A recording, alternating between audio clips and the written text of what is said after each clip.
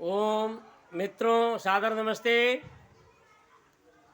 आज हम रामचरितमानस के कुछ दोहों के ऊपर चर्चा करेंगे।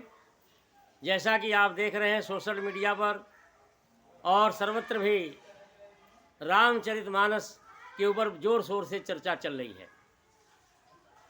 इस समय जितने भी कथावाचक हैं सब के सब रामचरितमानस के ढोल गवार शूद्र पशुनारी सकल ताड़ना के अधिकारी पूजय विप्र सकल गुणहीना सुदन पूजय विद प्रवीणा, इन वचनों का बड़ी सुंदर व्याख्या प्रस्तुत कर रहे हैं। सब के सब जितने भी कथावाचक हैं, जितने भी विद्वान हैं, प्राय सभी का इसके ऊपर विचार आया है और सब के सब गोस्वामी तुलसीदास जी का समर्थन करते हुए कि उन्होंने ऐसा इसमें कोई अनुचित बात नहीं लिखी है। और जितने भी इसके विरोधी हैं वे भी ज़ोर शोर से हमला कर रहे हैं। और इसमें मुखर रूप से एक लक्ष्मण यादव है जो गीता प्रेस गोरखपुर के सारे पुराने संस्करणों को निकाल करके लाया, प्रस्तुत किया और कहा कि देखो, गीता प्रेस गोरखपुर की जब से स्थापना हुई तभी से लेकर के अब तक इन दोहों का अर्थ ऐसा करते आए हैं कि ढोल गंवार शूद्र पशुनारी ये सब ताड़न के तिरस्कार के अधिकारी हैं।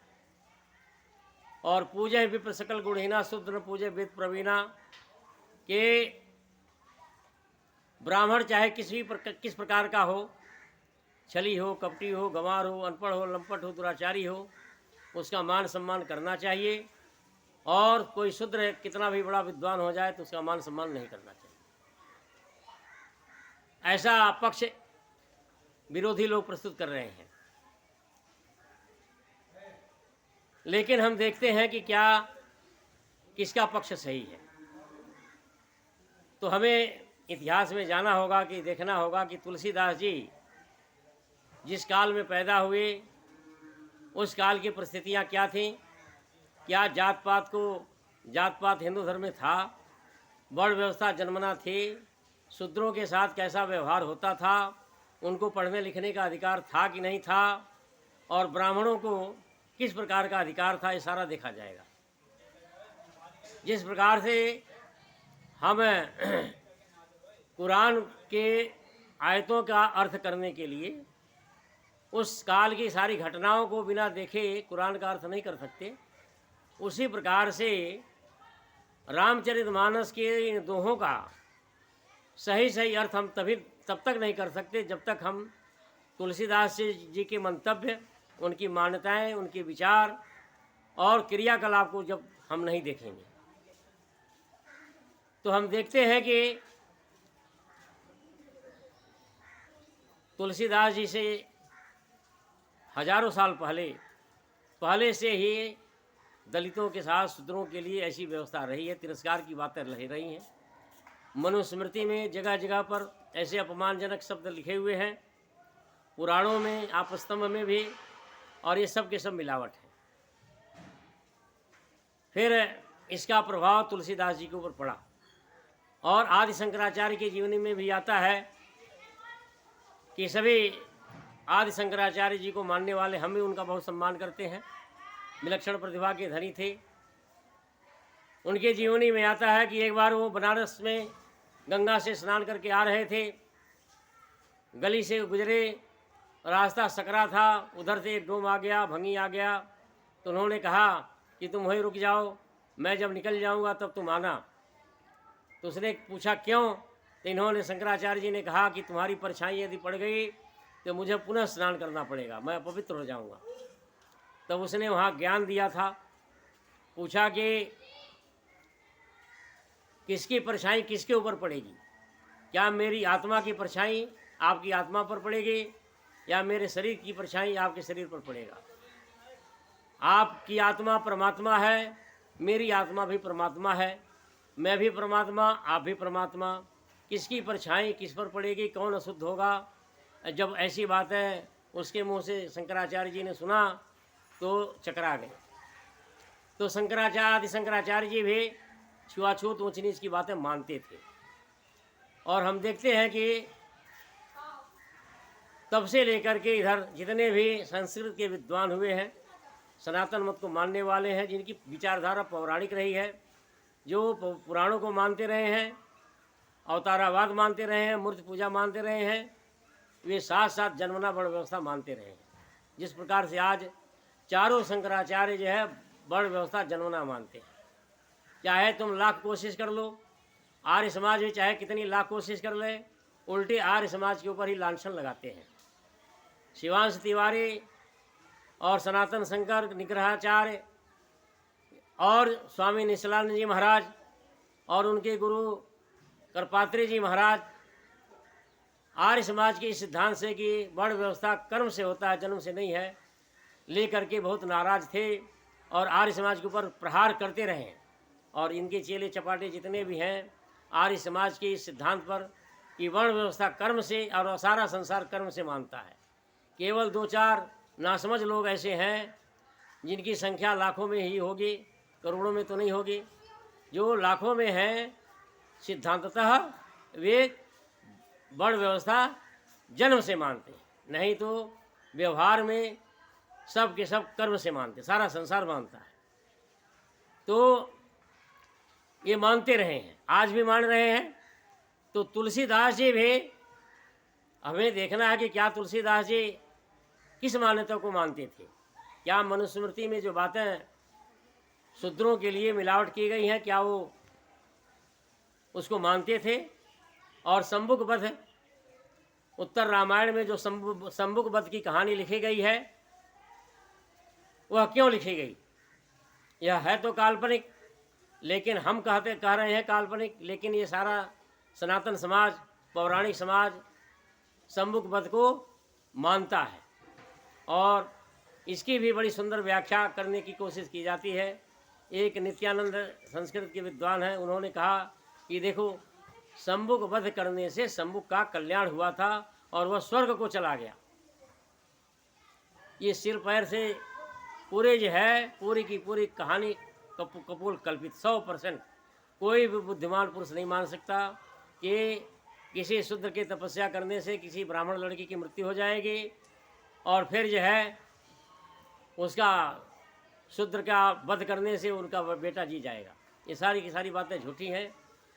एक संस्कृत के बहुत बड़े प्रोफेसर राधा वल्लभ त्रिपाठी, जो संस्कृत के बहुत बड़े विद्वान हैं, उन्होंने भी शंभुक वध पर अपने विचार रखे हैं, लेकिन निष्पक्ष होकर के सत्यता को उन्होंने स्वीकार किया।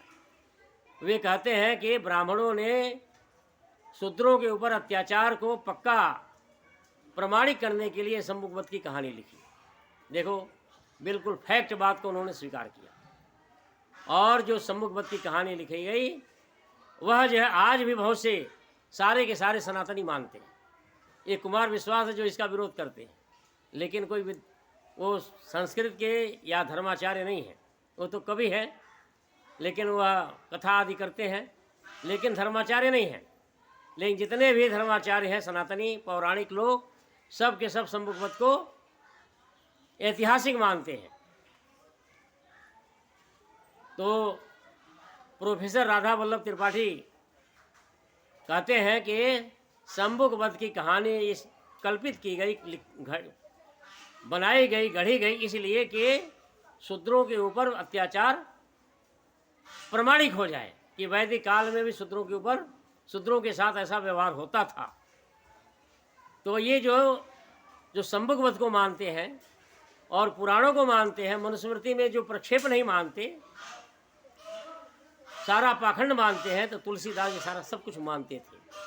और उनकी जो है वर्ण व्यवस्था के ऊपर जो विचार थे वो भी अवैदिक थे। जनवना वर्ण व्यवस्था मानते थे।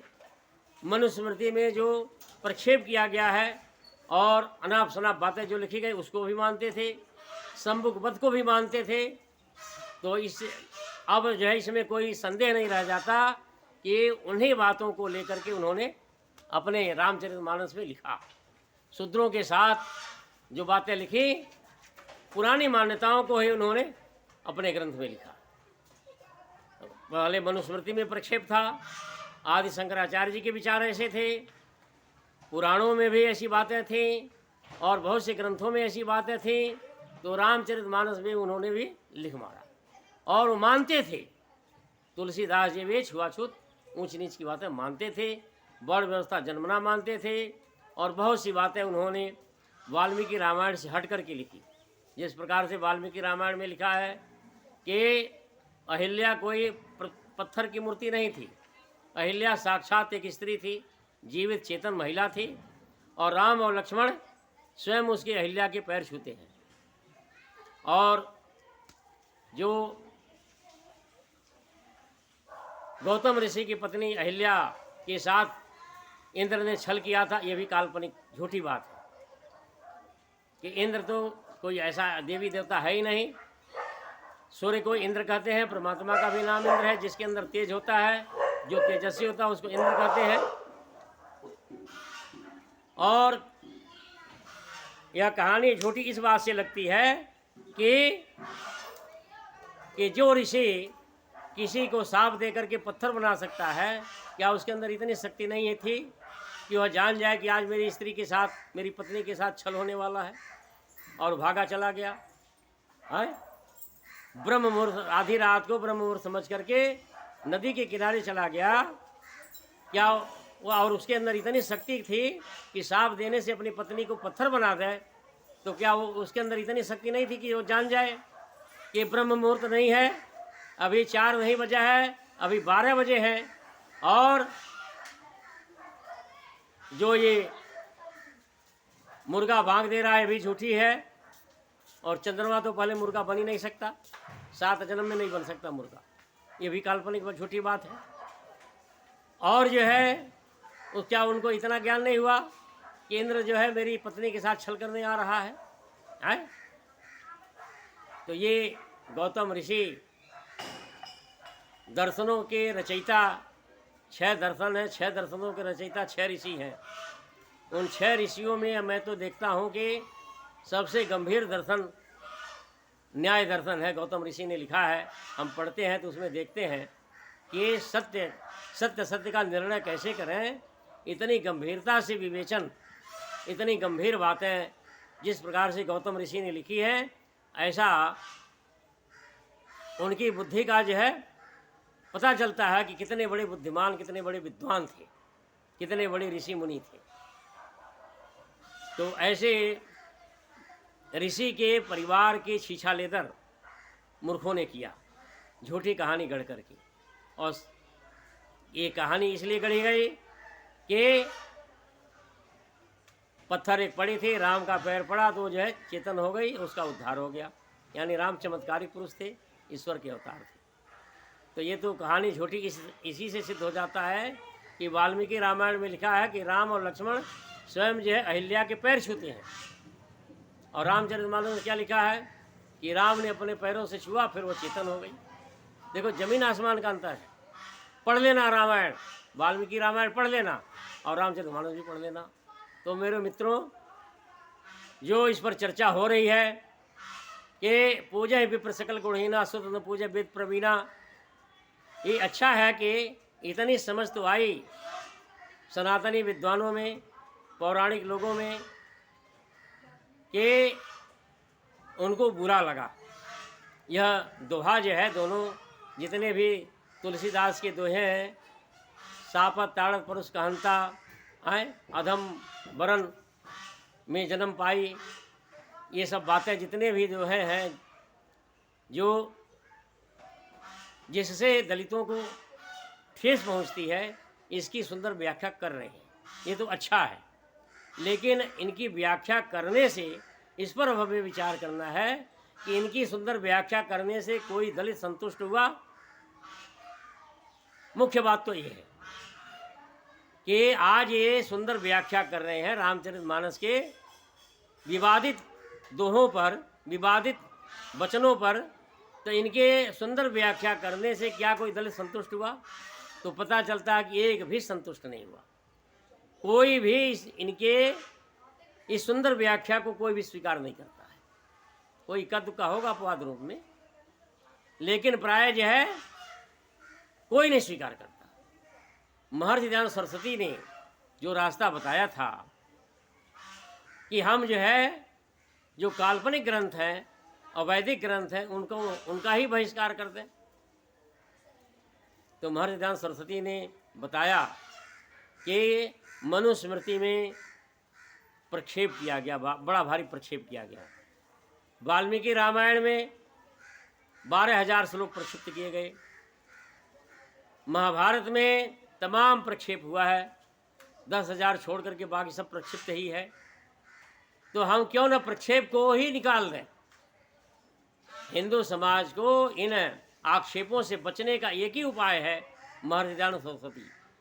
महर्षि दयानंद सरस्वती के चरणों में आओ और मुक्ति पाओ। अगर उनकी बात बताए हुए रास्ते पर चलोगे तो निश्चित रूप से सारी समस्याओं का समाधान हो जाएगा, और नहीं तो देख लो, तुम समाधान खोजते रहो, बड़ी सुंदर सुंदर व्याख्या करते रहो और सुंदर व्याख्या 10 साल बाद, 5 साल बाद, 20 साल बाद और सुंदर व्याख्या कर देना। ताड़ना का अर्थ लगा देना, पुरस्कारित करना। अभी तो कहते हो तो ताड़ी माने देखियो, 10 साल बाद करना नहीं, ताड़ना माने पुरस्कारित करना। जबकि लालनाथ श्रेणो दोषा ताड़ना कहा गया है कि माता पिता अपने बच्चों को ताड़ित करें, प्रताड़ित करें, और लालन पालन से ज़्यादा लाड़ प्यार करने से बच्चे बिगड़ जाते हैं।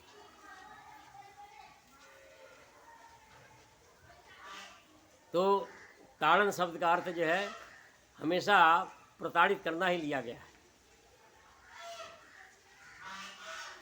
प्रताड़ित और सापत ताड़त परुष कहनता, इसका क्या अर्थ लगाएंगे कोई? साप देता हुआ, ताड़त माने क्या यहाँ लिया जाए? सांप के साथ कोई दूसरा उसी के समकक्ष ही शब्द लिए जाते हैं ना, हैं? तो सापत माने सांप देता हुआ, ताड़त माने पीटता हुआ। तो ताड़ना शब्द जो है पीटने तिरस्कार के ही अर्थ में प्रयुक्त हुआ है। तो रामचरितमानस में चाहे कोई कितना भी उल्टा सीधा अर्थ कर ले, और 10 साल के बाद तुम इसका कर देना पुरस्कार देना, फिर यह 10-20 साल के बाद कर देना नहीं मलाई खिलाना, फिर 25 साल के बाद करना नहीं फूलों से फूल चढ़ाना, इससे कोई संतुष्ट होने वाला नहीं है और कहीं मुक्ति नहीं मिलने वाली है, कहीं रास्ता नहीं मिलने वाला है। रास्ता सिर्फ एक है महर्षि दयानंद सरस्वती का, कि वैदिक ग्रंथों को अपनाओ, अवैदिक ग्रंथों को छोड़ दो। सिर्फ एक ही रास्ता है, और महर्षि दयानंद सरस्वती ने बहुत पहले बता दिया। आज से 200 साल पहले बता दिया, 150 साल पहले महर्षि दयानंद सरस्वती ने 150 साल पहले बता दिया कि यह रास्ता है समाज को बचाने का, हिंदू जाति को बचाने का। और देख लेना, हिंदू समाज नहीं अपनाएगा, ऋषि दयानंद को नहीं अपनाएगा। आज बल्कि पाखंड बढ़ा है, अंधविश्वास बढ़ा है, अंधविश्वास पाखंड बढ़ा है, शिक्षा का प्रभाव कम हुआ है। आधुनिक शिक्षा का प्रभाव, वैसे आधुनिक शिक्षा छात्र ग्रहण कर रहे हैं, लेकिन उनके जीवन पर, उनके विचारधारा पर उस शिक्षा का कोई प्रभाव नहीं है। आज प्रायः जो है जितने भी उच्च शिक्षा प्राप्त कर रहे हैं, एमटेक कर रहे हैं, चाहे बीटेक कर रहे हैं, चाहे डॉक्टरी पढ़ रहे हैं, चाहे बीसीए एमसीए कर रहे हैं, चाहे एमबीए कर रहे हैं, पाखंड वैसे ही मानते हैं। पहले नहीं मानते, अब ज़्यादा मानते हैं। ऊंची शिक्षा आधुनिक शिक्षा प्राप्त करने वाले छात्रों में देख लेना, अब पता किया जाए तो वे पहले के छात्र, उनमें जो उच्च शिक्षा प्राप्त करते थे, वे उनकी सोचने की शक्ति धर्म कर्म पर ज़्यादा सोचते थे। असल में आज इस पर सोचते ही नहीं हैं, और माता पिता जैसे कहते वैसे मान लेते हैं, तर्क वितर्क करते ही नहीं।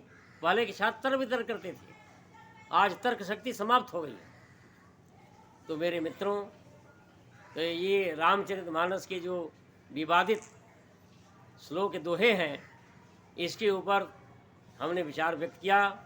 बचने का उपाय यही है कि जो महर्षि दयानंद सरस्वती ने बताया कि अवैदिक ग्रंथों को छोड़ दिया जाए, वैदिक ग्रंथों को लेकर के हम चलें, तो किसी को कोई आपत्ति नहीं होगी। इतना